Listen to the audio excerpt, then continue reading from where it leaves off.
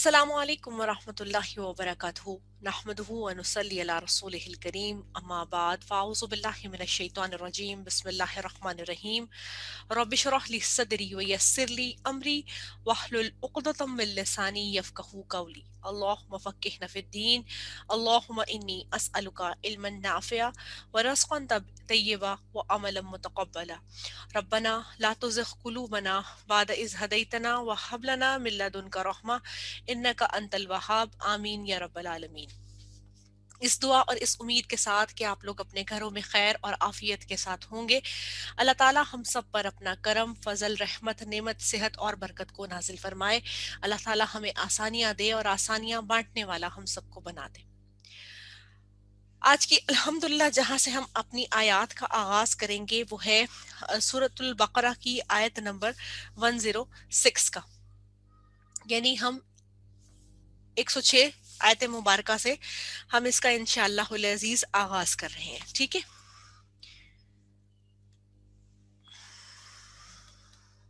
Screen share हो गई आप लोगों के साथ? ठीक, आगाज करते हैं।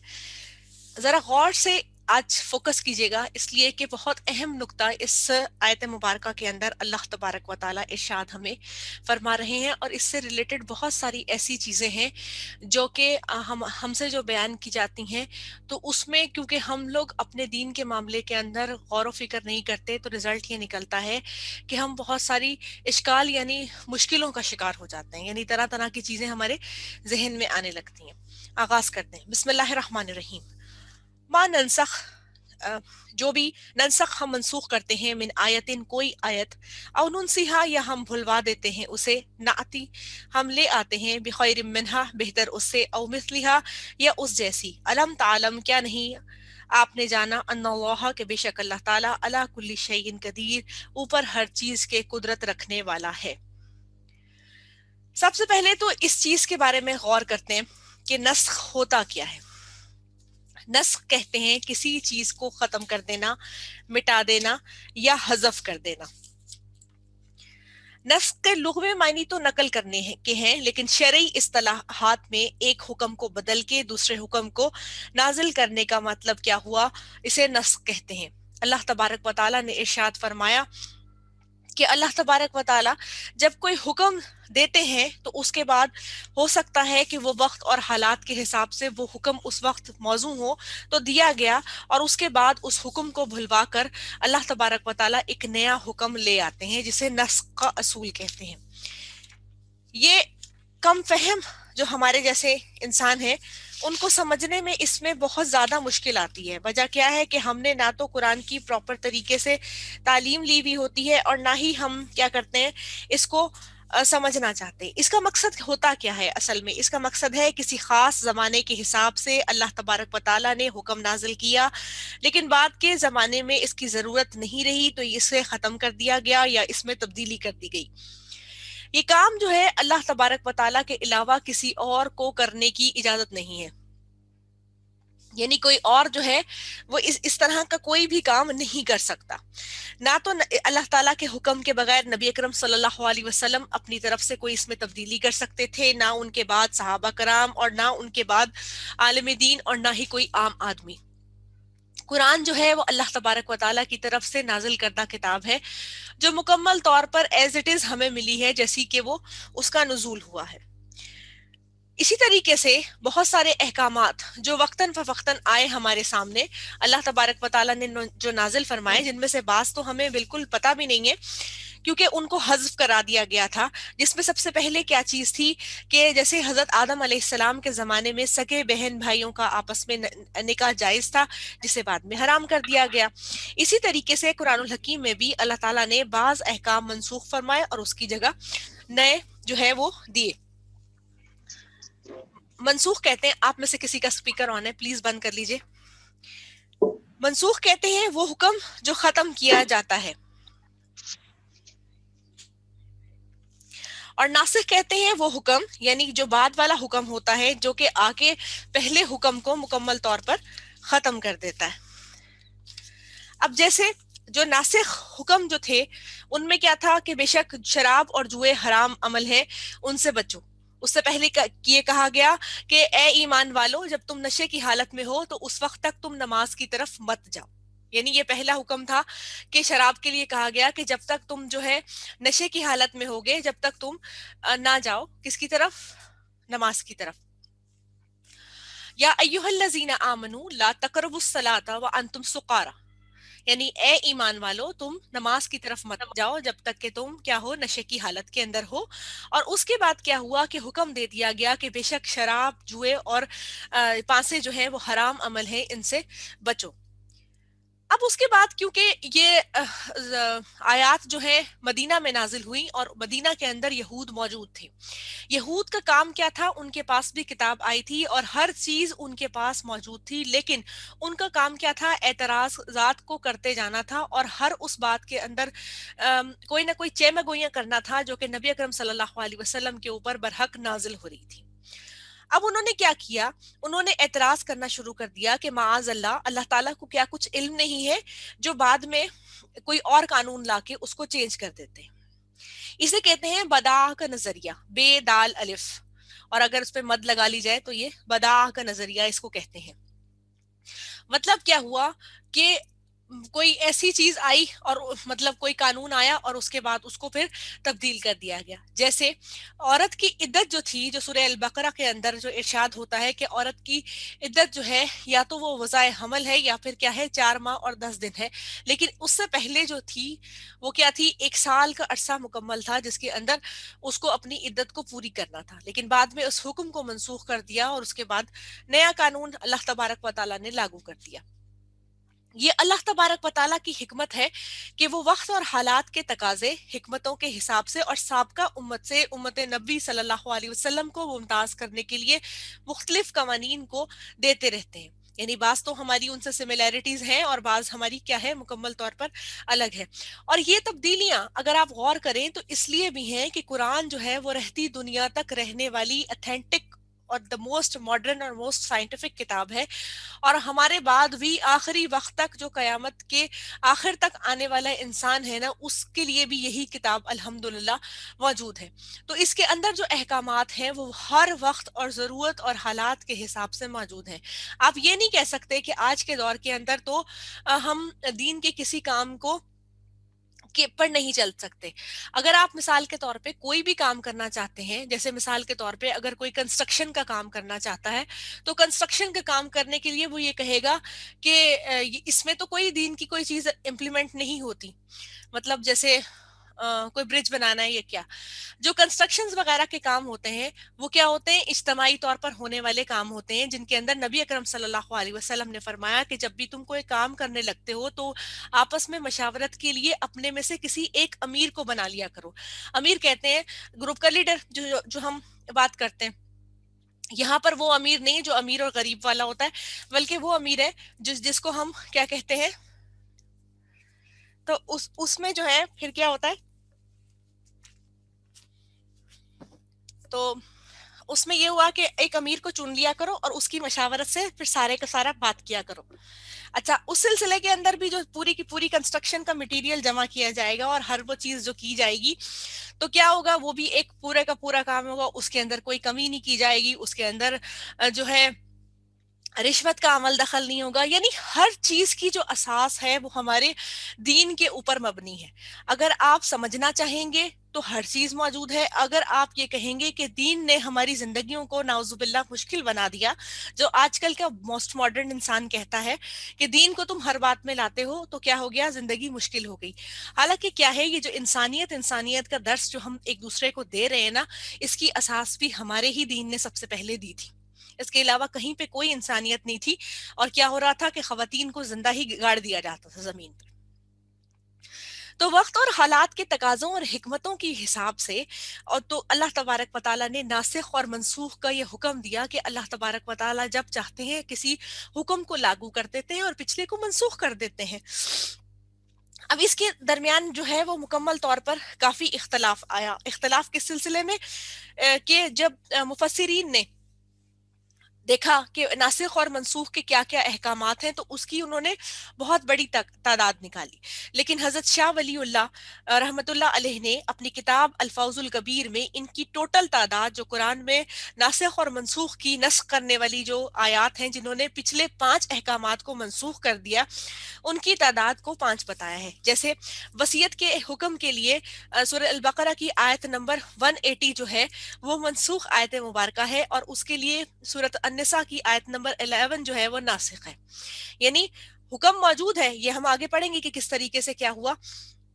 لیکن کیا ہوا کہ جو 180 کے اندر اللہ تبارک و تعالیٰ نے آیت وراثت میں حکم دیا تھا، اس کو منسوخ کر دیا، اور اس کو ناسخ کرنے والی آیت سورۃ النساء کے اندر آیت نمبر 11 نازل ہوئی. اسی طریقے سے سورۃ قتال کا جو حکم، یعنی جنگ کا جو جہاد کا جو حکم دیا گیا، تو اس میں سورۃ انفال کی آیت نمبر 65 جو ہے وہ منسوخ آیت مبارکہ ہے. تلاوت اس کی جاری ہے لیکن منسوخ آیت مبارکہ ہے. اور کیا ہے، سورۃ الانفال کی ہی آگے 66 آیت جو ہے وہ اس کی ناسخ ہے، یعنی وہ حکم پچھلا منسوخ کرتی ہے، اور پھر جو حکم برقرار رہتا ہے وہ ناسخ آیت کا رہتا ہے. پھر آپ صلی اللہ علیہ وسلم اور نکاح اور ازواج کے متعلق جو تھا آیات، جو سورۃ الاحزاب کی 52 آیت مبارکہ ہے وہ منسوخ ہے، اور جو اس کی ناسخ آیت ہے یعنی جس کا حکم برقرار ہے وہ سورۃ الاحزاب کی آیت نمبر 50 ہے. پھر اس کے بعد اسی طریقے سے سرگوشی کے لیے جو کہا گیا وہ کیا ہے، سورۃ المجادلہ کی آیت نمبر 12 جو ہے وہ منسوخ ہے، اور سورۃ المجادلہ کی اگلی آیت مبارکہ جو ہے آیت نمبر 13 وہ ناسخ ہے. اسی طریقے سے عورت کی عدت کے لیے جو الحمدللہ انشاءاللہ العزیز ہم پڑھیں گے، سورۃ البقرہ کی آیت نمبر 240 منسوخ ہے، اور سورۃ البقرہ کی 234 جو ہے وہ آیت ناسخ ہے، یعنی اس کا حکم برقرار ہے. اب یہاں پر کچھ چیزیں ہوتی ہیں ناسخ اور منسوخ کی اقسام کی. اب وہ اقسام کیا ہے کہ پہلے نمبر پہ کیا چیز آتی ہے، قرات اور حکم دونوں منسوخ ہو جائیں. جیسے سورۃ الاحزاب کا بعض حصہ حکم کے اعتبار سے اور قرات کے اعتبار سے منسوخ ہو گیا. جیسے رضاعت کے لیے پہلے حکم دیا گیا تھا کہ کوئی خاتون اگر 10 بار ایک بچے کو دودھ پلائے گی، یعنی دوسرے بچے کو دودھ پلائے گی، تو رضاعت قائم ہوگی، اور بعد میں کیا ہوا کہ وہ 5 مرتبہ پلانا بھی ٹھیک ہوا. اچھا، اسی طریقے سے قرات باقی رہے اور حکم منسوخ ہو جائے. منسوخ آیات اسی کی قسم میں آتی ہیں کہ آیات موجود ہیں لیکن ان کا جو پرٹیکولر حکم اللہ تبارک و تعالیٰ نے دیا وہ منسوخ ہو گیا. اس کے بعد جس کی قرات منسوخ ہو گئی مگر حکم موجود ہے، یہ سب سے بڑی آیت جس کے بارے میں ہم حکم لیتے ہیں، اس کی قرات منسوخ ہو گئی اور حکم موجود ہے. جو پہلے موجود تھی وہ کیا ہے، شادی شدہ مرد اور عورت اگر زنا کرے تو دونوں کو رجم کر دو. یہ آیت مبارکہ پہلے موجود تھی جو بعد میں اللہ تبارک و تعالیٰ نے منسوخ کر دی، یعنی کہ اس کی تلاوت منسوخ کر دی، حکم برقرار ہے اس کا. اور اب قرات منسوخ ہے مگر حکم سلامت ہے، اور احادیث نبی صلی اللہ علیہ وسلم اس کے بارے میں بہترین طور پر ہمیں بتا دیتی ہیں. اگر آپ کو یاد ہو تو ہم نے جب تعارف القرآن جب پہلی بات کی تھی کہ قرآن میں جس سٹیجز کے ساتھ ہمارے پاس قرآن الحکیم آیا تھا، ان میں ہم نے جو ادوار پڑھے تھے وہ بیسیکلی تھے 3 ادوار، جس میں کیا تھا کہ عہد رسالت سے جو ہے مطلب اس میں کس طریقے سے قرآن الحکیم کو جمع کیا گیا، پتھر پر، لکڑی پر اور ہڈی پر. اور اس کے بعد حضرت ابوبکر صدیق نے جو ان کے دور میں لکھائی اور کتابت ہوئی، حضرت زید بن ثابت رضی اللہ تعالیٰ اور باقی اصحابہ کرام رضی اللہ تعالیٰ عنہم اجمعین نے جو اس کی کتابت فرمائی. اور اس کے بعد جو قریش کے لہن کے اوپر حضرت عثمان غنی رضی اللہ تعالیٰ عنہ نے انہوں نے اس کو جو ہے پورے کا پورا ایک کتاب کی فارم میں دیا. وہ مصحف آج بھی ہمارے پاس موجود ہے، اور انہوں نے جو کتابت کروائی تھی اس وقت حضرت زید بن ثابت رضی اللہ تعالیٰ عنہ سے، وہ جو ہے مصر کے میوزیم میں آج بھی وہ نسخہ موجود ہے. تو یہ جو دور تھا نا جس کے اندر جو الصحائف اس وقت بنائے گئے تھے کہ ہر سورہ مبارکہ کو ایک الگ کتابی شکل کے اندر موجود کیا گیا تھا، یعنی رکھا گیا تھا. اس طرح 114 کتب کی فارم میں قرآن پاک جو ہے وہ ترتیب دیا گیا تھا. اس کو الصحائف اگر آپ کو یاد ہو تو اسے الصحائف کہتے ہیں. اور اس الصحائف کے اندر یہ ناسخ اور منسوخ آیات بھی موجود تھیں، یعنی جن کو بعد میں حذف کروا دیا گیا، کیونکہ یہ تمام تک جو تھے حضرت زید بن ثابت جو تھے रज़ी अल्लाह ताला अन्हो, ये रसूल अल्लाह सल्लल्लाहु अलैहि वसल्लम के उस वक्त कातिब वही थे, तो उनको बेहतर तौर पे पता था कि कौन सी आयत जो थी वो नबी अकरम सल्लल्लाहु अलैहि वसल्लम ने बाद में हटवा दी थी, यानी कि मना कर दिया था कि इनको नहीं मतलब रहने दिया जाए। और तो उनको क्योंकि पता था, और हजरत उस्मान गनी के दौर के अंदर रज़ी अल्लाह ताला अन्हो के दौर में हजरत जैद बिन साबित को अल्लाह तबारक व तआला ने रज़ी अल्लाह ताला अन्हो, तो उनको दोबारा अल्लाह तबारक व तआला ने उन्हीं के हाथों से दोबारा इसकी किताबत करवाई, यानी एजाज है ना अल्लाह की तरफ से इंसान को। तो वो उनको करवाई, तो उन्होंने क्या किया कि फिर उसके बाद जो है उसमें से जो मनसूख आयात थी उनको निकाल दी। अब इस आयत मुबारका के अंदर अगर आप देखें तो अल्लाह तबारक व तआला ने इरशाद फरमा दिया है कि हम जो है मंसूख करते हैं कोई आयत या भुला देते हैं उसको, तो फिर उसकी जगह बेहतर कोई आयत ले आते हैं। बेशक अल्लाह ताला हर चीज पर कादिर है। तो मैंने आपको यहूद का वो बात बता दी कि यहूदी तो तौरात को काबिल नस्ख करार देते थे, और कुरान पर भी उन्होंने बाज अहकामात के मंसूख होने की वजह से एतराज किया। अल्लाह तबारक व तआला ने उनकी तरदीद फरमाई और कहा कि जमीन और आसमान की बादशाही उसी के हाथ में है, और जो वो मुनासिब समझे करे। जिस वक्त वो हुक्म उसकी मसलियत और हिकमत के मुताबिक हो उसे नाफिज कर देता है, और जिसे चाहे मनसूख कर देता है। उसके बाद ये चीज मुकम्मल तौर पर अथेंटिसिटी से हमारे सामने आ गई कि अल्लाह की तरफ से जो कुरानुल हकीम में अहकामात हैं वो अल्लाह गफूर रहीम की तरफ से ही हमारे पास आए हैं, यानी उसके अंदर किसी किस्म की कोई नाउजुबिल्लाह तब्दीली का इम्कान नहीं है, और ना ही कोई उसके अंदर कर सकता है, क्योंकि अल्लाह तबारक व तआला ने उसकी हिफाजत का जिम्मा खुद लिया है। उसके बाद अल्लाह तबारक व तआला इरशाद फरमाते हैं, अलम तालम, क्या नहीं आपने जाना, अन्नल्लाह के बेशक अल्लाह ताला अला कुल्ली शैइन कदीर, कि अल्लाह ताला हर चीज पर कादिर है। इसलिए कि जब अल्लाह तबारक व ताला मुकम्मल तौर पर पहरेदारी जब हुई, वही के नजूल के वक्त के खास किस्म के इंतजामात किए गए, और खास गार्ड फोर्स जो फोर्स है उसको तैयार किया गया, और वही इलाही के वक्त जो थे आसमान के चारों तरफ इस तरह मजबूत पहरेदारी कर दी गई, गोया किले की पहरेदारी की जाती है। तो अल्लाह तबारक व तआला ने इरशाद फरमाया कि इतनी हिफाजत के अंदर अल्लाह तबारक व तआला ने कुरानुल हकीम को नाजिल फरमाया, और वो तो हर चीज को कर सकता है। तुम जानते नहीं हो कि उसकी बादशाहत जो है वो आसमानों और जमीन के लिए है। और फिर साथ में कह दिया गया कि वो हर चीज पर, सॉरी मुझे लग रहा है मैंने पिछली आयत को साथ कंक्लूड कर लिया क्योंकि दोनों अलम तालम में थी। ठीक है, सॉरी जी। अलम तालम, क्या नहीं आपने जाना, अन्नल्लाह के बेशक अल्लाह ताला लहू उसी के लिए मुल्क समावाती वल अर्ज, के उसके लिए बादशाहत है आसमानों और जमीन की। वो मालुकुम, और नहीं तुम्हारे लिए मिन दूनिल्लाही अल्लाह के सिवा मिन वलीयिन कोई दोस्त वला नसीर, और ना ही कोई मददगार। क्योंकि मेरे पास दूसरा सामने मुसहफ खुला हुआ है। ठीक है, माजरत के साथ। अच्छा, फिर अल्लाह तबारक व तआला ने वल अर्ज तक तो कंप्लीट हो गई के बाद अल्लाह तबारक व तआला ने फरमा दिया कि यहाँ तक कि अल्लाह की जो बादशाहत है वो हर चीज पर है। फिर कहा गया कि तुम्हारे लिए ना कोई दोस्त है और ना ही कोई मददगार। इसका मतलब यहाँ पर अगर सेंस करें तो ये है कि अगर तुमने कोई किसी किस्म की बात की, यानी कि अल्लाह के अहकामात की खिलाफ वर्जी की, या अल्लाह के अहकामात के अंदर कोई तोड़ मरोड़ कर पेश करने की कोशिश की, या कोई भी ऐसी चीज जो कि अल्लाह तबारक व तआला को गजबनाक करने के लिए हो। यानी एक लाजमी बात है, एक बादशाहत, पहले बादशाहत का जिक्र इसलिए किया गया कि पता चल जाए कि जो तुम कोई हरकत करने लगे हो या किसी की जिसके तुम खिलाफ हो वो कौन है, असल में वो कौन है, बादशाह है आसमान और जमीन का। फिर कह दिया गया अब तुम्हारे लिए किसी किस्म का कोई फिर तुम्हारी हिमायत करने वाला नहीं बचेगा। यानी तनबी कर दी गई कि तुम यहूदियों की तरह, सहाबा कराम और हम लोगों को सबको कह दिया गया कि तुम इस तरह ना करना मुकम्मल तौर पर, इसलिए कि अल्लाह तबारक व तआला मतलब उसके सिवा ना तो तुम्हारा कोई हिमायती है और ना ही तुम्हारा कोई मददगार है। यानी खुदा ना खास्ता कोई ऐसी बात हुई तो अल्लाह के अलावा कोई है भी नहीं जो कि हमारे लिए हामी नासिर हो सकेगा। जो हम हामी नासिर कहते हैं ना, वो उसका मतलब भी यही होता है कि कोई मददगार नहीं होगा। अम तुरीदूना, क्या तुम चाहते हो, अंतस अलू के तुम सवाल करो रसूलकुम अपने रसूल से, कमा सुइला जैसा कि सवाल किए गए मूसा मूसा अलैहिस्सलाम मिन कबलू इससे पहले, वही तबदल कुफरा और जो कोई बदले में लेगा कुफर को बिल ईमानी ईमान के, फकत तो तहकीक जल्लत सवा सबील वो भटक गया सीधे रास्ते से।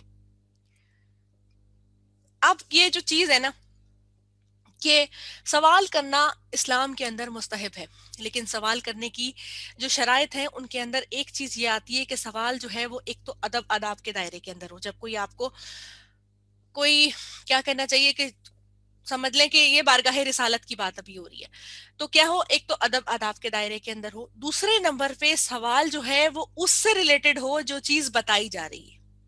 ٹھیک ہے، اور سوال کے اندر ایسی کوئی مین میخ نہ نکالی جائے جس کا کوئی تعلق ہی نہ ہو موضوع کے ساتھ، یعنی اس قسم کی کوئی بات نہیں ہو. تو یہ اسلوب ہے سوال کرنے کا.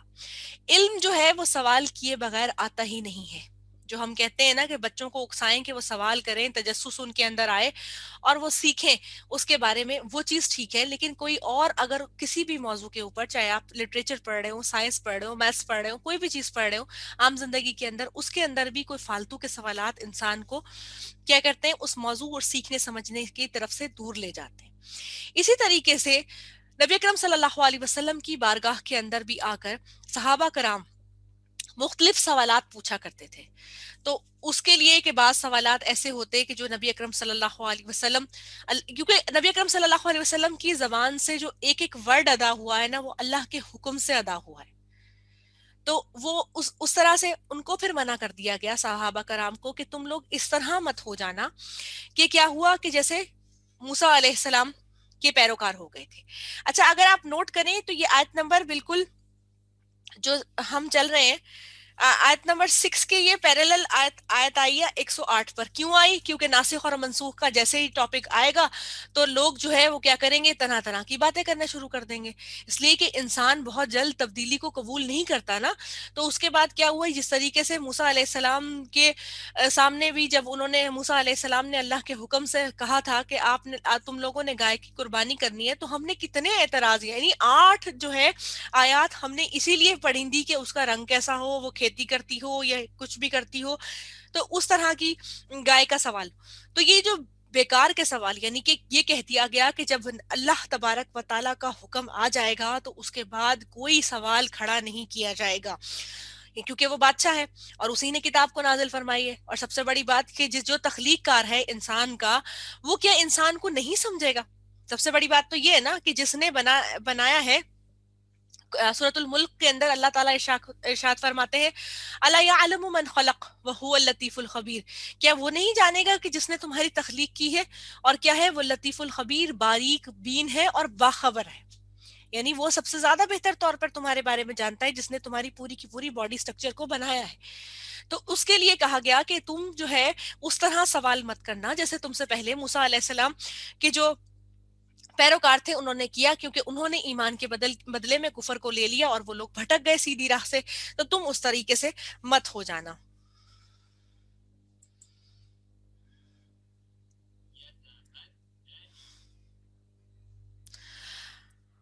ودا چاہتے ہیں کثیرن بہت سے، من اہل الکتاب اہل کتاب میں سے، لو یردونکم کہ کاش وہ پھیر دیں تمہیں، من بعدی بعد اس کے، ایمانکم تمہارے ایمان کے، کفارن کافر بنا کر، حسدن حسد کی بنا پر، من اندی انفسہم پاس اپنے نفسوں کے، من بعدی بعد اس کے جو، ما تبینہ جو واضح ہو گیا، لہم الحق ان کے لیے حق، فعفو بس معاف کر دو، وصفہو اور درگزر کرو، حتی یاتی اللہ کے لے آئے اللہ تعالیٰ بِأَمْرِهِ اپنے حکم کو، ان اللہ کے بے شک اللہ تعالیٰ علی کل شیء قدیر بے شک ہر چیز پر اللہ تعالیٰ قدرت رکھنے والا ہے.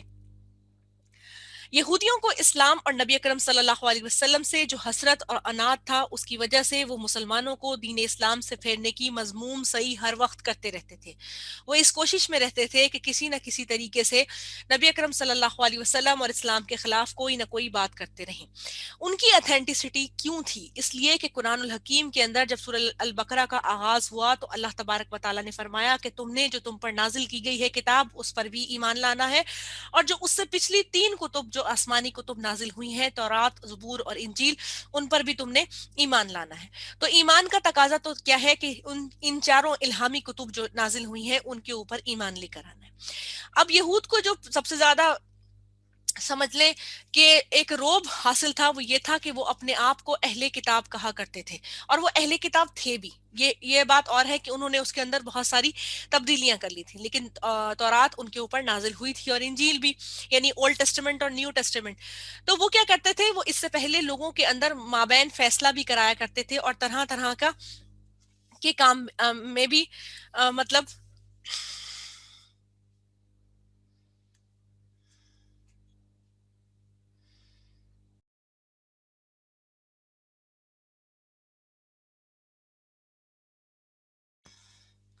آواز آ رہی ہے اب آپ کو؟ تو وہ کیا کرتے تھے کہ طرح طرح کی جو ہے وہ باتیں کرنا شروع کر دیتے تھے، اور وہ یہ چاہتے تھے کہ کسی طریقے سے ان کی جو اپنی جو دل کے اندر ان کو خلش تھی کہ ہمارے درمیان نبی کیوں نہیں آئے، تو اس سلسلے کے اندر وہ کیا کرتے تھے کہ نبی اکرم صلی اللہ علیہ وسلم کی شان اقدس کے اندر طرح طرح کی باتیں کیا کرتے تھے کہ کسی طریقے سے مسلمان اس چکر میں پڑ جائیں کہ وہ شک کے دائرے کے اندر آ جائیں. جب وہ شک کے دائرے کے اندر آئیں گے تو لازمی بات ہے کوئی نہ کوئی ایسی بات کریں گے جو کہ خرابی پیدا کرے گی. یعنی وہ محض حسد اور بغض کی بنا پر یہ کرتے تھے. تو فرمایا گیا کہ تم ان کو معاف کر دو اور چھوڑ دو، کہ یہاں تک کہ اللہ تبارک و تعالیٰ اپنا کوئی حکم نہ لے کر آ جائے. یہاں پر دو الفاظ اللہ تبارک و تعالیٰ کی طرف سے ارشاد ہوئے، ایک ہے وعفو اور ایک ہے وصفہو. یعنی کہا گیا درگزر کر دو، اور پھر کہا گیا چھوڑ دو. درگزر کرنا کیا ہوتا ہے؟ یعنی ایسا معاف کر دینا کہ دوبارہ پلٹ کے اس سلسلے میں کوئی بات نہ کی جائے. وصفہو، صفحہ مطلب پھیر دیا جائے. یعنی کہ پھیرنے کا مطلب کیا ہوا کہ جیسے کوئی چیز وائپ آؤٹ کر دی جاتی ہے نا، کہ وہ چیز مکمل طور پر ختم ہو جائے، تو اس طریقے سے معاف کر دیا جائے. اور پھر کیا کہا گیا کہ یہاں تک کہ اللہ تبارک و تعالیٰ کوئی اپنا حکم نیا نہ لے کر آ جائے. اور پھر کیا کہا گیا کہ اللہ تعالیٰ ہر چیز پر قدرت رکھتا ہے. اللہ تبارک و تعالیٰ ہر چیز پر اس لیے قدرت رکھتا ہے کہ اللہ تبارک و تعالیٰ سینوں کے بھید کو جانتا ہے، اور اللہ تبارک و تعالیٰ ہر اس چیز کو دیکھ رہے ہیں کہ جو کہ دنیا کے اندر لوگ کر رہے ہیں، کہ کہاں سے حق کو پھیرنے کی کوشش کرتے ہیں اور کہاں سے اس کو لے کر آ رہے ہیں، یعنی اس کو پانے کی جستجو کر رہے ہیں. تو ان تمام تر چیزوں کے اندر ہوا یہ کہ اللہ تبارک و تعالیٰ نے کہا کہ اس وقت یہ تم لوگوں کو الجھانے کی کے چکروں کے اندر ہیں، تو ان کو چھوڑ دو، درگزر کرو، اور پھر آگے بڑھ جاؤ. یعنی وافو وصفہو، یعنی چھوڑ دو اور معاف کر دو. اور پھر کہا گیا کہ اللہ تعالیٰ ہر چیز کو بہتر طور پر جانتا ہے. پھر اس کے بعد فرمایا گیا وَأَقِیمُوا الصَّلَاةَ، اور قائم کرو نماز کو، وَآتُوا الزَّکَاةَ، اور دو زکوٰۃ کو، وَمَا تُقَدِّمُوا، اور جو بھی تم آگے بھیجو گے، لِأَنفُسِکُم، اپنے نفسوں کے لیے، من خیرن، کوئی خیر، تجدوہ، تم پاؤ گے اس کو، عند اللہ، اللہ کے پاس، ان اللہ، کہ بے شک اللہ تعالیٰ، بما تعملون بصیر، ساتھ اس کے جو تم عمل کرتے ہو خوب دیکھنے والا ہے. اب اس حکم کے بعد کہ وعفو وصفہو، اس کے بعد اگر غور کریں تو واقیم الصلاۃ اور وآتوا الزکوٰۃ کا حکم کیوں آیا؟ جب انسان کسی کو معاف کرتا ہے نا تو اس کا دل بہت تنگ پڑتا ہے، اسے ہر وہ چیز یاد آتی ہے کہ اس نے میرے ساتھ کیا کیا کیا تھا. جو یہود بھی ایذا پہنچا رہے تھے، حتیٰ کہ انہوں نے مسلمانوں کے ایک گروپ کو جو کہ منافقین تھے ان کو ایسا تیار کر دیا کہ انہوں نے مسجد زرار بنا لی، جو کہ صرف ایک رات کے لیے مسجد بنی تھی. اور کیا کہتے ہیں، صحابہ کرام کو اللہ تبارک و تعالیٰ کی طرف سے نبی اکرم صلی اللہ علیہ وسلم کو وحی کی گئی، اور اس کے بعد اس کو جا کر گرا دیا گیا. اچھا، اس وقت جو مساجد ہوتی تھیں وہ کوئی پوری کی پوری آج کی لینٹر کی چھتوں اور ٹائلز والی مساجد نہیں ہوتی تھیں، بلکہ ایک چھوٹی سی جگہ کو مسجد کا نام دے دیا جاتا تھا، صاف ستھرا کر کے، کچے فرش ہوتے تھے. تو اس طریقے سے اب اس ساری کی ساری چیز کے بعد آپ غور کریں کہ نماز کا حکم کیوں دیا گیا. نماز ہمارے اندر ضبط اور کنٹرول کو پیدا کرتی ہے. واقیم الصلاۃ قائم کرنے کے اندر الحمدللہ ہم نے پڑھا کہ نماز کے لیے پہلے تو اپنے حال حلیے کا پاک صاف ہونا ضروری ہے، دماغ کا خالی ہونا ضروری ہے، پھر وضو کر کے اپنے آپ کو پاک کرنا ہے، پھر جگہ کا صاف ہونا ضروری ہے، اور پھر احسان کے درجے پر نماز کو پڑھا جائے. وَأَقِیمُوا الصَّلَاةَ، یعنی نماز کو باقاعدہ قائم کرنا ہے. لیکن نماز کا کیوں کہا گیا؟ اگر آپ دیکھیں نا تو نماز ہم جتنی بھی دیر میں پڑھتے ہیں، چلے ہر بندے کا اپنا ایک الگ الگ ٹائم پیریڈ ہے کہ جس میں وہ نماز کو مکمل کرتا ہے، ہم اس کی بات نہیں کر رہے، لیکن نماز کے اندر ایک مکمل ضبط اور ایک برداشت ہوتا ہے کہ آپ کو پتا ہے کہ اس وقت اب میں نماز پڑھ رہا ہوں، میرے سامنے کچھ بھی ہو جائے گا، میں نے اپنی نماز کے اندر فوکس کرنا ہے. حتیٰ کہ کوئی بہت عزیز ترین بھی ایک دم سے آ جائے آپ سے ملنے کے لیے، لیکن آپ فوکس کیا کریں گے؟ نماز کی طرف کریں گے. صرف جو منع ہے جس کے اندر آپ کوئی किसी चीज को मार सकते हैं वो है मूजी जानवर जिसके काटने का खतरा होता है, तो नमाज के दरमियान में उसको काटा यानी कि सॉरी मारा जा सकता है। उसके अलावा आप नमाज के अंदर क्या करेंगे, सजदे की जगह पर आपकी निगाहें होंगी, आप अपने आप को यानी अपने सर को झुका के बेंट करके थोड़ा सा बिल्कुल हल्के से टिल्ट वाले अंदाज के अंदर नजरों को क्या कर रखेंगे, नीचे रखेंगे और अल्लाह के हुजूर आजिज़ी को रखेंगे। ये जो जब्त है ना, जिसके अंदर ना तो आपने जिस्म खुजाना है, ना तो आपने अपने कपड़ों को घड़ी घड़ी सीधा करना है, ना तो आपने अपने दुपट्टे को छेड़ना है, ये क्या करता है, ये पूरे का पूरा आपको एक बर्दाश्त का सेंस देता है कि आपको कुछ भी है कि वो उस 5 7 8 10 मिनट जो अल्लाह तौफीक अता फरमाए उसके दरमियान में आपने अपने आप को कंपोज करना है। उसके बाद दूसरी चीज जो है वो क्या है, ज़कात। हम कितना भी माल जमा कर लें उसमें क्या है कि हमें उस माल में से 2.5% हर साल ज़कात को अदा करना है। ये वो टैक्स नहीं है जो कि गवर्नमेंट हर चीज के ऊपर हमसे लेती है, यानी कि हिडन भी टैक्सेस और किसी भी फॉर्म में ज़कात आपको फिर भी देनी है। अगर आप ये सोच रहे हैं ना कि टैक्सेस के मद में मेरा साल के अंदर मेरी तनख्वाह के अंदर से ऑलरेडी इतना डिडक्ट हो जाता है तो मैं ज़कात कहाँ से दूं, अगर आप कुछ कोई ना कोई जोड़ तोड़ अपने पास कर रहे हैं और साल भर वो आपके पास जोड़ तोड़ मौजूद रहती है तो आपको उस टैक्सेस की फॉर्म के अलावा ज़कात हर हाल में देनी। तो वो जी कड़ा करके आपने जब ज़कात को देने की बारी की ना, यानी वो ज़कात को आपने दिया, तो वो भी आपके अंदर बर्दाश्त की सिफ्त को पैदा करती है। हालांकि उस एक ज़कात देने के बदले में जो 70% रिटर्न अल्लाह की तरफ से आपके पास आ रहा है, वो तो आ रहा है ना, उसको तो आपने लेना वैसे भी फॉर ग्रांटेड है। हालांकि वो तो फौरी तौर पर अल्लाह के। अच्छा, ऐसा करते हैं कि हम रीज्वाइन कर लेते हैं, क्योंकि मेरे पास जो है वो यहाँ पर 3 मिनट रह गए। ठीक है, ऐसा करते हैं हम रीज्वाइन कर। ठीक है, आप देख लीजिए किसका स्पीकर ऑन है तो वो फिर ठीक है। अब अल्लाह की तरफ से हुक्म आया वाकिमुस्सलात व आतुस ज़कात, के नमाज दो, सॉरी नमाज कायम करो और ज़कात को दो। अच्छा, इस सिलसिले के अंदर ये हमने बात कर ली कि किस तरीके से हमने ज़कात को अदा करना है। अब ज़कात को अदा करने के साथ साथ जब एक और चीज हमारे पास बेहतरीन तौर पर आई, वो ये थी कि जो साल भर में हमने पैसा जमा किया उस पर हमें ज़कात को देने का कहा गया। लेकिन उससे पहले एक बड़ी इंपॉर्टेंट चीज है, वो क्या चीज है कि जो आपके पास ज्वेलरी होती है उसको आपने ही देना होता है। देखें, हम हर तरीके से, मैंने पहले भी कहा था कि किसी न किसी तरीके से हम बाकी चीजों को पूरा करने के लिए अपने पास पैसे वैसे जमा कर देते हैं, कर लेते हैं, लेकिन हम जब हमें ज़कात देने की बारी आती है ना तो उसके बाद हम ये कह देते हैं ये तो हस्बैंड्स का काम होता है, हमारा काम थोड़ी होता है देना। तो हस्बैंड तो नहीं ज्वेलरी पहनते ना, पहनते तो हम ही है, खरीदते भी हम है, और तोहफे भी लेने की बात हम ही करते हैं कि मुझे जो है वो चाहिए, आप लेकर दें हम मुझे, या आप पसंद करते चले आप खुद भी खरीद लेती हैं। अल्लाह अगर अगर मिसाल के तौर पर आप कोई जॉब कर रहे हो या कोई भी चीज कर रहे हो, आप अल्लाह ताला ने आपको इस्तात दी है तो आप कर सकते हो, लेकिन क्या है उसको आपने पे जरूर करना है। ठीक है, और उसके बाद अल्लाह तबारक व तआला ने इरशाद फरमाया, यानी इन दो स्टेप्स के बाद क्या होगा, जिंदगी के अंदर सुकून आएगा। वो जो बर्दाश्त का जो आंसर कहा गया उसके बाद आएगा, और फिर अल्लाह ताला ने फरमा दिया कि जो कुछ तुम आगे भेजते हो अल्लाह के पास, यानी अपने नफ्सों से भेजते हो, तो क्या हो गया, तो खैर को तुम पाओगे अल्लाह के नजदीक। हम हर चीज को बनाने की प्लानिंग कर रहे हैं यहाँ पर भी। जैसे मोस्टली आप हाउसिंग स्कीम्स कहीं ना कहीं देख रहे होते हैं, मुल्तान, वो सॉरी मुल्तान कह रही हूँ, पाकिस्तान के हर शहर के अंदर जो है आप जो है वो देख रहे होते हैं कि हाउसिंग स्कीम्स बन रही होती हैं। तो अब हुआ ये कि उसके लिए जो है प्रॉपर तरीके से क्या होता है कि उसमें हम मतलब कोई भी जो भी खरीद रहा है वो क्या करेगा, मंथली बेस के ऊपर कुछ ना कुछ दे रहा है, तो वो क्या कर रहा है, वो अपने लिए घर बनाने की कोशिश कर रहा है। और बुरी बात नहीं है, अल्लाह तबारक व तआला ने आपको रिस्क हलाल दिया है, आप अपने लिए सब कुछ कर सकते हैं अगर आप लिमिटेशंस के अंदर सब कुछ कर रहे हैं। लिमिटेशंस क्या, आप अपने ज़कात उशर को हर चीज को अदा कर रहे हैं, आप सब कुछ कर सकते हैं। हजरत सुलेमान को अल्लाह ताला ने बादशाहत दी थी, लेकिन सबसे ज्यादा शुक्रगुजार अल्लाह के वो थे। अच्छा, उसके साथ जो अगली बात मैं क्या कह रही हूँ, अब हमें जन्नत में भी तो प्लॉट खरीदने हैं ना। सोचें, जब अगर कोई 18 से, मैं पिछली दफा की बात फिर रिपीट कर रही हूँ कि 18 सेंचुरी के अंदर कोई फौत हुआ तो अभी तक वो कब्र के अंदर है। ठीक है, या उससे पहले भी 1500 2000 3000 जब से दुनिया बनी, जब से, और पता नहीं कयामत कब तक आएगी। तो सोचे जरा कि वहां पे भी तो जाके रहना है, वहां के लिए भी तो प्लॉट खरीदने हैं ना। تو وہاں کی جو پلاٹنگ خریدنی ہے وہ نماز اور زکوٰۃ سے ہوگی.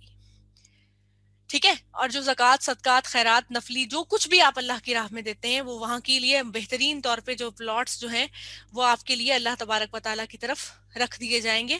اور اگر آپ وہ کہتے ہیں نا کہ کھجور کا جو گٹھلی ہے اگر وہ بھی ہے نا اللہ کی راہ میں دی ہوئی, مطلب اتنا کم بھی اگر آپ اللہ کی راہ میں دیکھ رہے ہیں تو اللہ تعالیٰ اس کو بھی بڑھا چڑھا کے, کھجور کے خوشے کو بھی بڑھا چڑھا کے اللہ تبارک و تعالیٰ احد کے پہاڑ جتنا بڑا کر دیں گے صدقے کو. اتنا اللہ تبارک و تعالیٰ انسان کی جو خالصتاً اللہ کی راہ کے اندر دی ہوئی چیز ہے اس کی قدر فرماتے ہیں. پھر آگے فرمایا گیا وقالوا, اور انہوں نے کہا لن يدخلوا الجنہ, کہ ہرگز نہیں داخل ہو گئے جنت میں الا من کان ہودن او نصارا, یا یہودی ہو یا نصرانی ہو. تلک امانیہم, کہتے ہیں کہ کہا گیا کہ یہ تمنائیں ہیں ان کی. کل کہہ دیجئے ہاتھو لے آؤ برہانکم, دلیل اپنی, ان کنتم صادقین, اگر تم سچے ہو. اچھا, معذرت کے ساتھ اس طرح کے جملے آج کل آپ کو بہت ڈھیر سارے ملیں گے, کیونکہ ہم نے اللہ کے فضل سے اللہ کے فضل سے تو نہیں, شیطان کے شر کی وجہ سے ہم نے اپنے آپ کو بہت ساری گروہوں میں اور بہت ساری چیزوں میں تقسیم کر لیا, اور اس کے بعد ہم یہ کہنے لگے کہ یہ والا جو طبقہ ہے نا یہ تو جنت میں جائے گا اور دوسرا نہیں جائے گا. بالکل اسی قسم کی بات آپ کو ارد گرد میں سننے کو بہت آرام سے مل جاتی ہے. یہاں پر اہل کتاب کے اس غرور اور فریب نفس کو پھر بیان کیا گیا جس کے اندر وہ مبتلا ہے. کہہ دیا گیا کہ تم یہ جو کہتے ہیں نا کہ جنت میں جو یہودی ہوگا یا تو وہ جائے گا یا پھر عیسائی ہوگا وہ جائے گا, یعنی مسلمانوں کی نعوذ باللہ جگہ نہیں ہے. حالانکہ نبی اکرم صلی اللہ علیہ وسلم نے فرمایا کہ 70% آف جنہ جو ہوگی وہ فل ہوگی کس سے, مسلمانوں سے, جو کہ اللہ تبارک و تعالیٰ کے نے جو امت محمدیہ جو بنائی ہے, یعنی کہ ہم مسلمان جو ہیں اپنے اعمال اور اللہ کی رحمت سے اس میں داخل کیے جائیں گے, اور سب سے پہلے ہماری ہی امت کا سب سے پہلے حساب کیا جائے گا. لیکن کیا ہوا, ان کی ایک تمنا تھی, ان کی ایک سوچ تھی جس کے اوپر انہوں نے کہا, تو اللہ تبارک و تعالیٰ نے فرمایا کہ ان کی کیا ہے, یہ صرف سوچ ہے, خواہشات ہیں, اس کے علاوہ کوئی اور نہیں. اور خواہش کرنا کوئی منع تھوڑی ہے, میں بھی سوچ لوں کہ میں پرائم منسٹر بن جاؤں گی تو یہ خواہش ہے نا, پوری ہو نہ ہو وہ ایک الگ بات. یعنی کہ یہ وہ والی باتیں ہیں جن کی کوئی بیس نہیں ہے. تو یعنی کہ ارادہ نہیں ہے میرا ویسے پرائم منسٹر بننے کا, تو اس میں کیا ہوا کہ کوئی بیس نہیں ہے ان باتوں کی, اور یہ جو ہے ہوا کے اندر ہی انہوں نے تیر چھوڑے میں, جس کی بیس پہ انہوں نے یہ کہہ دیا کہ میری جو ہے یہ خواہش ہے کہ ہم جو ہے وہ جنت کے اندر جائیں گے. اللہ نے کہا کہ کوئی دلیل اگر تمہارے پاس ایسی ہے جس کے اندر اللہ تعالیٰ نے تمہیں کہہ دیا ہے کہ ہاں تم ہی لوگ جنت میں جاؤ گے, تو کیا ہوا, اس کو لے کر آ جاؤ, اگر تم سچے ہو تو اس کو دکھا دو. اللہ تبارک و تعالیٰ نے جنت میں جانے کے لیے جو کہا ہے وہ کیا کہا ہے کہ جو کوئی ایمان لائے اللہ پر اور نبی اکرم صلی اللہ علیہ وسلم پر, اس کے بعد اس چیز پر عمل کرے جو کہ اللہ تبارک و تعالیٰ نے نازل فرمائی ہے. کیا, قرآن الحکیم. قرآن الحکیم اور احادیث نبی کی روشنی کے اندر خالص سنت کے طریقے پہ جو کہ نبی اکرم صلی اللہ علیہ وسلم کے بعد اصحابہ کرام کرتے رہے ہیں, اس کے اوپر اگر کوئی عمل کرے گا تو اس کے لیے جنت کا اللہ تبارک و تعالیٰ نے کہا ہے. نبی اکرم صلی اللہ علیہ وسلم کی خدمت اقدس میں ایک بدوی صحابی جو ہے وہ حاضر ہوئے اور انہوں نے کہا کہ مجھے کوئی ایسا طریق بتا دیجئے کہ میں وہ کر لوں اور بس وہ میرے لیے کافی ہو جائے. نبی اکرم صلی اللہ علیہ وسلم نے فرمایا کہ تو اللہ اور اس کے رسول پر ایمان رکھ, فرض نمازیں ادا کر, فرض روزے رکھ اور فرض زکوٰۃ دے, یہ تیرے لیے کافی ہے.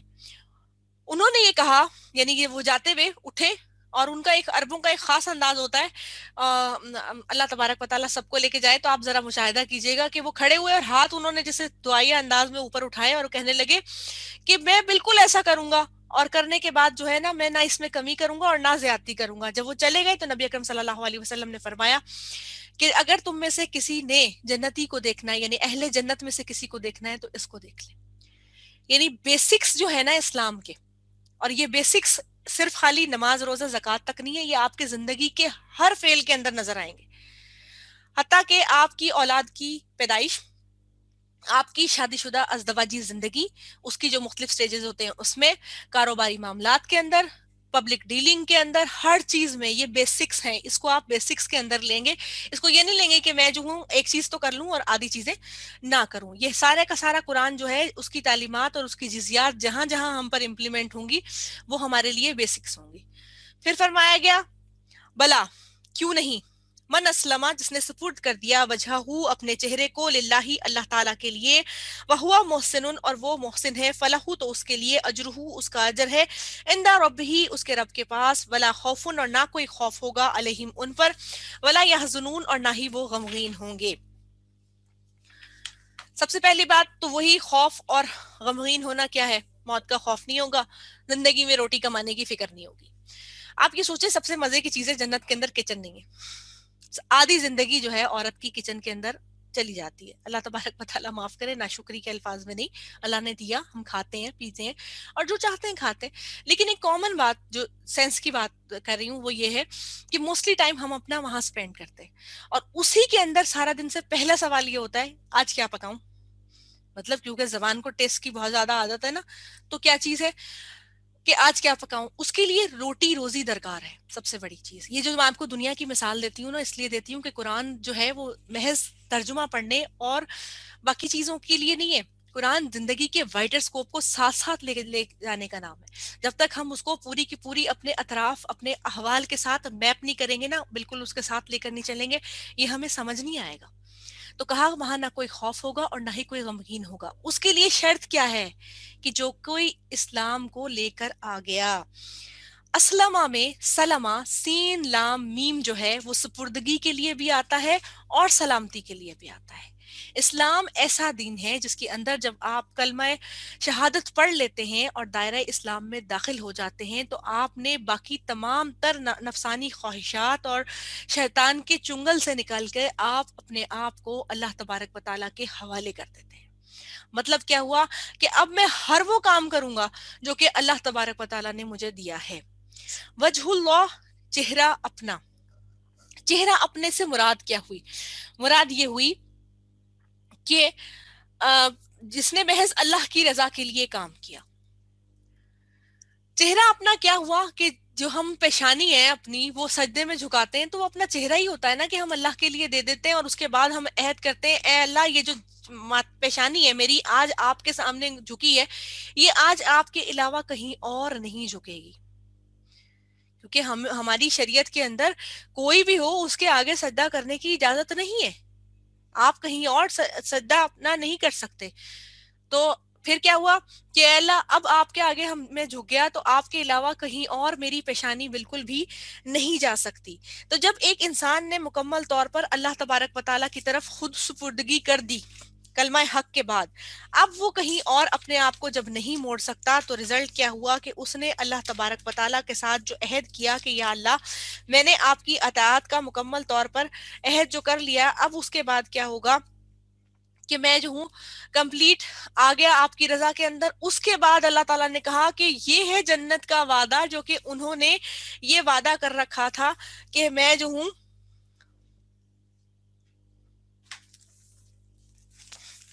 ٹھیک ہے کہ ان لوگوں نے جو یہ وعدہ کر رکھا تھا نا کہ ہم ہی جنت کے اندر جائیں گے، تم لوگ تو جاؤ گے ہی نہیں، تو اللہ تبارک و تعالیٰ نے فرمایا کہ یہ ہے وہ چیز۔ حضرت ابو سعید خدری رضی اللہ تعالیٰ عنہ سے مروی ہے کہ رسول اللہ صلی اللہ علیہ وسلم نے فرمایا جب کوئی شخص ایمان ٹھیک طور پر لائے تو اس کی سابقہ برائیاں ختم کر دی جاتی ہیں، اب اس کے اعمال نامے میں ایک نیکی کی قیمت 700 نیکیاں لکھ دی جائیں گی، اور برائی کے عوض ایک ہی برائی لکھی جائے گی، اور اس کو بھی اگر وہ اللہ سے معافی مانگے گا تو معاف کر دیا جائے گا۔ پھر ایک اور اللہ تبارک و تعالیٰ نے ارشاد فرمایا کہ وہ ہوا محسن، کہ وہ محسن ہو۔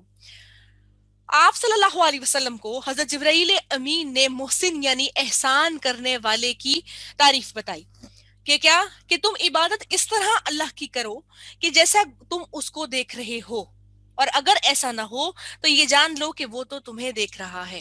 مثال کے طور پہ جیسے اگر ہم نماز پڑھ رہے ہوتے ہیں، قدرتی امر ہے لیکن ریاکاری نہ ہی آئے تو زیادہ بہتر ہے کہ اگر آپ کسی اور کے سامنے نماز پڑھ رہے ہو تو آپ الرٹ ہوئے ہوئے ہوتے ہو نا مکمل طور پر، یہ کوئی بھی کام کر رہے ہو تو چلو نماز کو نہیں ہم لیتے کیونکہ وہ تو شرک اصغر کے فارم میں آ جاتی ہے، پھر تو کوئی کام کر رہے ہوتے ہو تو آپ اٹینٹو ہوتے ہو کہ یہ میرے ہاتھوں کی حرکات و سکنات کو بھی دیکھ رہا ہے، میری موومنٹ کو دیکھ رہا ہے اور ہر چیز کر رہا ہے۔ لیکن جب آپ اکیلے کچھ کر رہے ہو تو بھائی ایک پاؤں اوپر ایک پاؤں نیچے اور کر رہے ہیں بس جو بھی کر رہے ہیں، مطلب ایک نارمل انفارمل والے انداز کی بات کر رہی ہوں۔ تو یہ کہا گیا کہ جب تم نماز کی ادائیگی کر رہے ہو تو بالکل ایسے نماز ادا کرو کہ گویا تم یہ نماز یا کوئی بھی کام، کہ گویا تم اللہ تبارک و تعالیٰ کو دیکھ رہے ہو، اگر ایسا نہیں ہے تو کیا ہوا، اللہ تو تمہیں دیکھ رہا ہے. تو یہ کیا ہے، یہ محسن کے درجے پر انسان فائز ہو جائے گا. یہ اللہ تبارک و تعالیٰ، آپ سیکوینس چیک کرتے جایا کریں، قرآن کی ہر آیت جو ہوتی ہے وہ اگلی آیت سے ریلیٹ کر رہی ہوتی ہے، اس کا سیکوینس سمجھنا بہت ضروری ہوتا ہے. بعض اوقات ہم بیچ میں سے آیت نکال کے بتا دیتے ہیں اس کے آدھے حصے کو، یہ نہیں پتا ہوتا اس کا سیاق کیا ہے، اس کا سبق کیا ہے. اس لیے منع کیا گیا کہ پراپر طریقے سے ہر آیت جو ہے اس کو بیان کیا جائے تاکہ صحیح طور پر پھر ہو سکے. پھر فرمایا گیا کہ ان کے لیے نہ تو کوئی خوف ہوگا اور نہ ہی وہ غمگین ہوں گے. یعنی جو ڈر ہے نا کہ جنت ملے گی یا نہیں ملے گی، اگر کوئی اللہ کی طرف سپردگی کر دے گا اور وہ محسن کے درجے پر فائز ہو جائے گا تو اللہ تبارک و تعالیٰ اس کو دیں گے جنت، کیونکہ وہی ایسی جگہ ہے جہاں کوئی خوف نہیں ہوگا اور کوئی غم نہیں ہوگا. پھر فرمایا گیا وقالت الیہود، اور کہا یہود نے، لیست النصارى کہ نہیں ہے نصارہ، علی شیء کسی چیز پر. وقالت النصارى اور کہا نصارہ نے، لیست الیہود کہ نہیں ہے یہود، علی شیء کسی چیز پر. وہم یتلون الکتاب حالانکہ وہ تلاوت کرتے ہیں کتاب کی. کذالک اسی طرح، قال کہا، الذین ان لوگوں نے، لا یعلمون جو نہیں علم رکھتے ہیں، مثل قولہم مانند ان کی بات کے. واللہ تو اللہ تعالیٰ یحکم فیصلہ کرے گا، بینہم ان کے درمیان، یوم القیامتی قیامت کے دن، فیما اس میں سے جو کانو تھے وہ فیہ یختلفون اس میں اختلاف کیا کرتے. یعنی یہود اور عیسائیوں کی کبھی بھی آپس میں نہیں بنی. اس کی وجہ کیا تھی کہ ان لوگوں کے اندر کتابی جو ہے وہ مخالفتیں تھیں. یہود کے اندر غرور کا عنصر بہت زیادہ تھا. یہ اہل کتاب تو تھے لیکن کیا ہوا، یہ طرح طرح کی ایکٹیویٹیز کے اندر شامل تھے. اور سب سے بڑی بات، یہود نے اعلانیہ طور پر نعوذ باللہ حضرت عیسیٰ علیہ السلام کو ولد الزنا کہا. اور اسی طریقے سے جو نصرانی تھے انہوں نے نعوذ باللہ جو ہے حضرت عزیر علیہ السلام کو بھی ابن اللہ کیونکہ وہ لوگ کہتے تھے، اور اس طرح کے انہوں نے بھی ان کو غلط الفاظ سے پکارا. تو ان لوگوں کی آپس کے اندر کوئی بنتی نہیں تھی. تو کیا ہوا کہ یہ ایک دوسرے کو کہتے تھے کہ نہ تو تم حق پر ہو، اور وہ کہتے تھے کہ نہ تم حق پر ہو. پھر اللہ تعالیٰ نے فرمایا کہ کذالک قال الذین لا یعلمون، کہ ان لوگوں نے بھی یہ بات کی جو کہ علم نہیں رکھتے تھے. کون علم نہیں رکھتے تھے؟ یہاں پر ذکر ہو رہا ہے مشرکین مکہ کا، کہ وہ لوگ بھی علم تو رکھتے نہیں تھے کسی بھی بات کا، لیکن وہ اس طرح کی باتیں کرتے تھے. یہودی تورات پڑھتے ہیں جس میں حضرت موسیٰ علیہ السلام کی زبان سے حضرت عیسیٰ علیہ السلام کی تصدیق موجود ہے، لیکن اس کے باوجود یہودی حضرت عیسیٰ علیہ السلام کی تکفیر کرتے ہیں. عیسائیوں کے پاس انجیل موجود ہے لیکن اس میں حضرت تورات کا ذکر ہے، اور تورات کے لیے من عند اللہ ہونے کی تصدیق بھی ہے، لیکن اس کے باوجود وہ اس کا کفر کرتے ہیں. پھر اہل کتاب کے مقابلے میں عرب کے مشرکین جو ان پڑھ ہیں، امیین کہتے ہیں باقی لوگوں کو، اور انہوں نے کہہ دیا، یعنی ہر ایک دوسرے کو برا کہہ رہا ہے. تو اللہ تبارک و تعالیٰ فرماتے ہیں اس کا فیصلہ تو اللہ تبارک و تعالیٰ قیامت کے دن کر دے گا، فیما کانوا فیہ یختلفون اس کے بارے میں جو کہ وہ اختلاف کرتے ہیں. یہ بہت بڑا جواب ہے جو ہم سب کے لیے بھی آج کے دور میں مل گیا، کہ ہم کسی کو کافر اور کسی کو مسلمان ہونے کا فتویٰ نہیں دے سکتے، اس لیے کہ اللہ تبارک و تعالیٰ جانتا ہے کہ کون برحق ہے. اس لیے اپنے لیے ہدایت کی دعا کرنی سب سے پہلے ضروری ہے.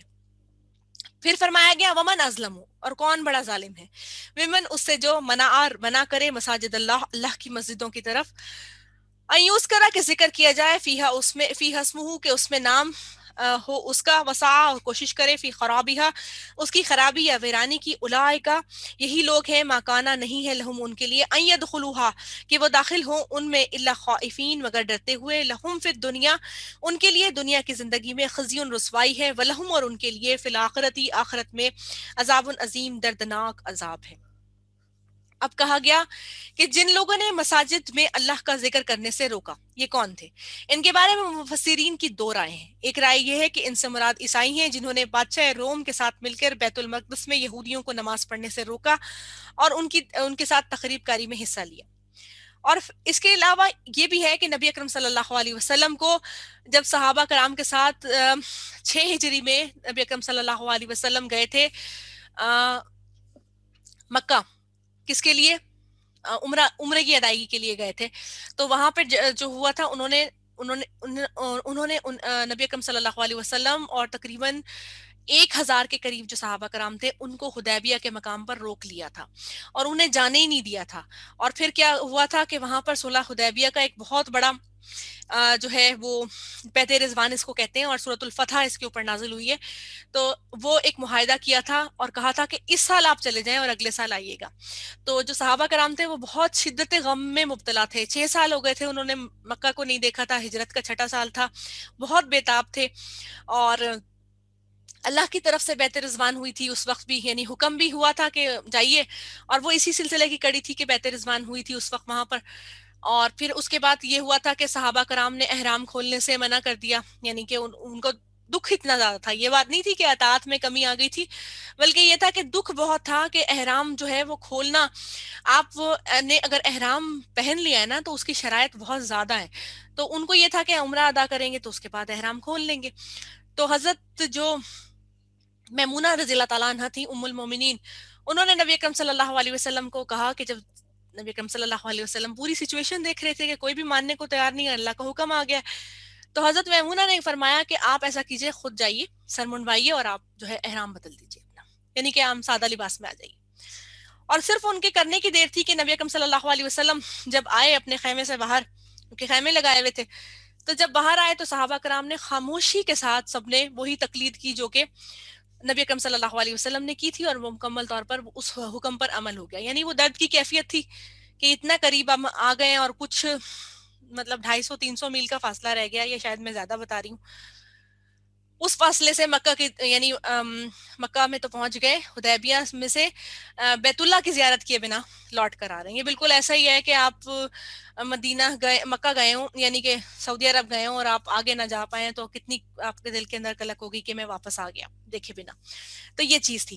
تو کہا گیا کہ وہ لوگ جو کہ روکتے ہیں اللہ کا نام لینے سے، تو کہا گیا کہ ان کے لیے کیا ہے، دنیا میں بھی رسوائی اور آخرت میں بھی ان کے لیے عذاب عظیم ہے. بالکل اس کی مثال ایسی ہے کہ جیسے نبی اکرم صلی اللہ علیہ وسلم جب بیت اللہ کے قریب نماز پڑھا کرتے تھے تو ابو جہل کو بہت تکلیف ہوتی تھی. یہ آپ انشاءاللہ العزیز جب ہم آخری پارے میں پہنچیں گے نا، اس میں اس کا بڑا ڈیٹیل سے ذکر ہے. تو جب جو ہے کیا کہتے ہیں، اس کو تکلیف ہوتی تھی، اور ایک مرتبہ اس نے کہا کہ نبی اکرم صلی اللہ علیہ وسلم جیسے ہی نماز پڑھنے لگیں گے تو میں جو ہوں نعوذ باللہ معاذ اللہ کہ میں اپنے جوتا جو ہے ان کی گردن پر رکھ دوں گا.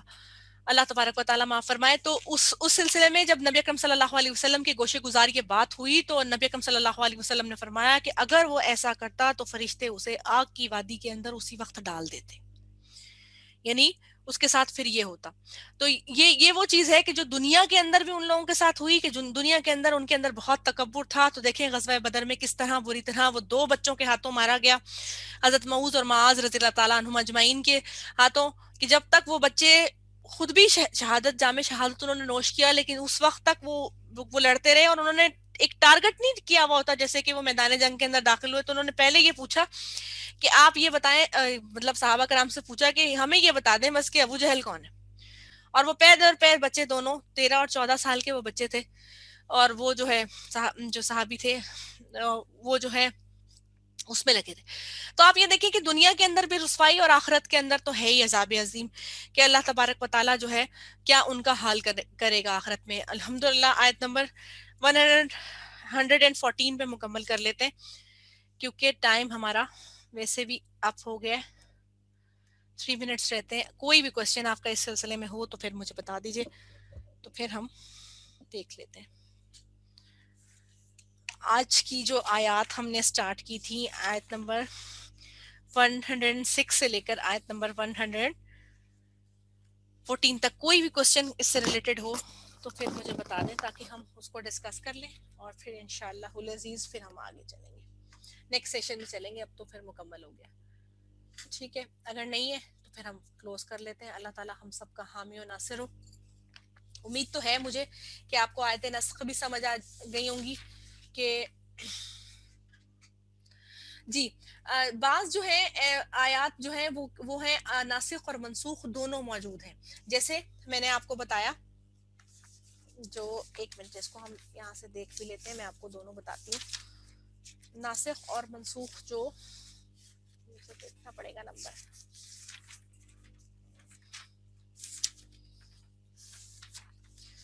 جیسے یہ دیکھیں वसीयत का हुक्म जो है सूरह अल बकरा में आयत नंबर 180 पर है। इनकी कुल तादाद 5 है। 5 भी शाह वलीउल्लाह मुहद्दिस दहलवी ने अपनी जो किताब थी उसमें उनका जिक्र किया है, और इसी को जो हम अपने उलमा कराम जो है यानी मुफस्सिरीन है उनके उसमें यानी उनकी बताई हुई बात पर हम इन्हीं के ऊपर इक्तफा करते हैं कि ये 5 कुल तादाद है। बाज ने इसकी बहुत ज्यादा तादाद भी बताई थी, लेकिन अथेंटिसिटी के साथ जो इसकी तादाद दी जाती है वो यही है। अब जैसे आपने मेरे से क्वेश्चन पूछा, अब आप ये देखें कि सूरह अल बकरा की आयत नंबर 80 जो थी वो उसकी तिलावत मौजूद है। जैसे कुतिबा अलैकुम इज़ा हज़रा अहदुकुमुल मौत इन तरका खैरन लिल वसियतु बिल वालिदैनि वल अक़रबीन बिल मारूफ हक़्क़न अलल मुत्तकीन। यहाँ पर वसीयत का हुक्म दिया गया विरासत के बाद, यानी उस वक्त तक आयत विरासत नहीं आई थी। अब अगर मैं सूरत अन्निसा की, क्योंकि मुझे बहुत ज्यादा आगे जाना पड़ता तो इसलिए मैंने सिर्फ आपको नंबर्स शेयर किए थे। अगर मैं जाऊं आयत नंबर 11 पे, तो उसके अंदर टोटल जो है आयत हमें बता दी गई, आयत नंबर 11 उसकी तिलावत भी मौजूद है और वो आयत भी अच्छी खासी तवील है। जैसे यूसीकुमुल्लाहु फी औलादिकुम लिज़्ज़िक्रि मिस्लु हिज़्ज़िल उन्सियैनि फ़इन कुन्ना निसाअन फ़ौक़ इस्नतैनि फ़लहुन्ना सुलुसु मा तरक़ इन कानत वाहिदतन फ़लहा निस्फ़ु वलिअबीही वलिअबवैहि लिकुल्लि वाहिदिन मिनहुमा सुदुसु मिम्मा तरक़ इनकान लहू, और फिर ऑनवर्ड्स ही खैर चल रही है अभी भी आयत मुबारका। मतलब आपको बताने का है कि ये जो ये आयात हैं इनके अंदर नासिख और मनसूख दोनों आयात मौजूद हैं। चले मैं इसकी डिटेल जो है ना आपको ग्रुप पे शेयर कर देती हूँ। मैं आपको दोबारा रिपीट करके बता रही हूँ। मनसूख जो आयत है सूरह अल बकरा की 180 है, और इसको नासिख यानी खत्म करने वाली आयत जो है वो है यानी अहकाम को नासिख। एक दफा दोबारा सुन ले। मनसूख आयत वो होती है जिसका हुक्म जो अल्लाह तबारक व तआला ने इरशाद फरमाया है वो बाकी नहीं रहता, और नासिख वो आयत होती है जो उसकी जगह ले लेती है, यानी एक चीज को हटाया और उसके ऊपर जो दूसरी चीज आ गई वो क्या हुई, नासिख हुई। ठीक है, इसकी जो ली जगह वो यानी हुक्म की जगह जो ली वो सूरत अन्निसा की आयत नंबर 11 ने ले ली। ठीक है, अब उसके बाद इसके सिलसिले में दूसरी जो आयत हैं वो कौन सी हैं, कताल का जिनमें हुक्म बयान किया गया। सूरतुल अनफाल की आयत नंबर 65 जो है वो मनसूख है, और सूरतुल अनफाल की अगली आयत मुबारका यानी आयत नंबर 66 उसका जिहाद के सिलसिले में हुक्म जो है वो बरकरार है। फिर उसके बाद नबी अकरम सल्लल्लाहु अलैहि वसल्लम के निकाह और अजवाज के सिलसिले में सूरतुल अहजाब की आयत नंबर 52 मनसूख है, और सूरतुल अहज़ाब की आयत नंबर 50 जो है वो नासिख है, यानी नासिख वाली सूरह मुबारका पहले जिक्र कर दी गई है और जो मनसूख है वो बाद में। इसी तरीके से सरगोशी के लिए पहले उसको हराम करार दिया गया था, तो सूरतुल मुजादला के अंदर आयत नंबर 12 जो है वो मनसूख है, जिसके लिए कहा गया कि ये हराम है कि नहीं कर सकते। और फिर उसके बाद सूरतुल मुजादला की आयत नंबर 13 जो है वो क्या है, नासिख आयत मुबारका है, जिसके अंदर कहा गया कि अगर, ठीक है मैं कर देती हूँ इंशाल्लाह। उसके बाद क्या हुआ, इद्दत के लिए क्या हुआ कि कह दिया गया कि जिसका शोहर फौत हो जाए उसके लिए पहले 1 साल की इद्दत थी, जो सूरह अल बकरा की आयत नंबर 240 के अंदर थी वो मनसूख आयत मुबारका है, और सूरह अल बकरा की आयत नंबर 234 नासिख आयत मुबारका है। ये कुल इस तरह से तादाद 5 होती है। आप बेफिक्र हो जाए, मैं इंशाल्लाह ताला शाम तक जो है वो ग्रुप के अंदर शेयर कर दूंगी। अच्छा, आपको मैंने एक पोस्ट शेयर की थी जिसके अंदर बड़ी डिटेल में जादू से बचने के लिए बहुत वाज़ेह तौर पर चीजें जो हैं नजर बद और जादू से रिलेटेड थी, वो उम्मीद है कि आप लोगों ने देख ली होंगी। ठीक है जी, इसी पे इक्तफा करते हैं। अल्लाह तबारक व तआला हम सब का हामी और नासिर हो, सीखने समझने की जो है वो सलाहियत हमें दे और अमल की तौफीक हमें अता फरमाए, आमीन।